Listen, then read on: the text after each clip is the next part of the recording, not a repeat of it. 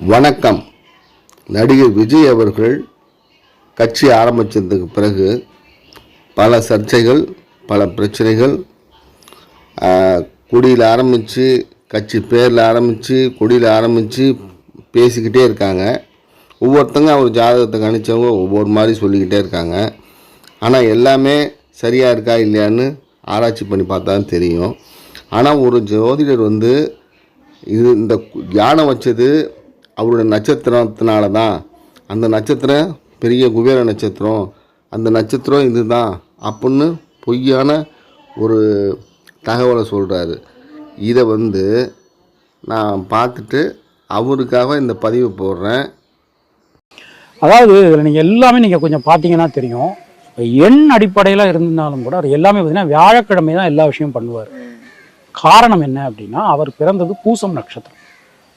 பூசம் அப்படிங்கிறது குருவோட நட்சத்திரம். ஒவ்வொரு நவகிரகத்துக்கும் ஒரு நட்சத்திரங்கள் இருக்கு. அந்த குருவோட நட்சத்திரம் பூசம், அது குபேரனுடைய நட்சத்திரம். அதற்குண்டான அந்த குருவுக்குண்டான அமைப்புங்கிறது யானை. அதனால அவங்க யானை இதில் இன்க்ளூட் பண்ணியிருக்காங்க. இந்த பதிவு பார்த்தீங்களா? அவர் எப்படி தப்பாக சொல்கிறாரு அப்படின்னு பாருங்கள். விஜய் பிறந்தது கன்னிகா லக்னம் தான். அவர் இப்போ ராசி கடக ராசி தான், பூச நட்சத்திரம் தான். ஆனால் பூச நட்சத்திரத்துக்கு அதிபதி குரு அல்ல. சாரி தப்பாக சொல்கிறாரு. பூச நட்சத்திரத்துக்கு அதிபதி சனி அப்படிங்கிறத மாற்றி சொல்லிட்டு அந்த நட்சத்திர அதிபதினால தான் யானை போட்டிருக்காரு அப்படின்னு சொல்கிறாரு.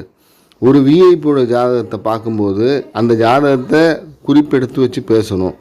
வாயில் வந்ததெல்லாம் யூடியூப்பில் பேசி காசு வரும்னு பேட்டி கொடுத்தா என்ன அர்த்தம்?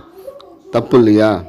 அதனால் அவர் இந்த பேட்டியை பார்த்து இனிமேனாலும் இது மாதிரி தப்பு நடக்காத அளவுக்கு நடக்கணும் அப்படின்னு இந்த பதிவு நான் போடுறேன். விஜயை பற்றி பல விஷயங்கள் வருது, அது பற்றி பின்னாடி பேசுவோம்.